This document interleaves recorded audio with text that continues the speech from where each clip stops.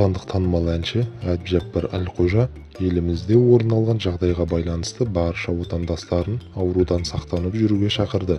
Өнер иесінің өзі сырқаттанып қалған көрінеді. Себебі ол дем сезбей әлсіреп жүргенін айтып қалды. Әбдіжаппар Әлқожа желідегі оқырмандарынан қазіргі таңда жүріп жатқан вирус пен тұмау атаулысына немқұрайлы қарамауын сұрады. Әнші оларға өздерінің және үйдегі егде жастағы адамдардың денсаулығын бақылауын өтінген. Ол Instagram парақшасында жазба қалдырып, бүгінде өзі де сезбей жүргенін айтты. Коронавирусын қайдам? Түсінбедім. Тұмауы шынымен екен. Дәм сезбей, көздің ішкі қуысы ауырып, әлсіреп жүрміз. Сақтанып жүріңіздер. Иммунитеттеріңізді жоғары қылуға тырысыңыздар. Диета, дұрыс тамақтану деген қазір керек емес екен.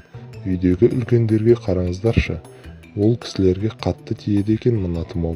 Алла халқымызды аурудан сақтасын, деп жазды ол.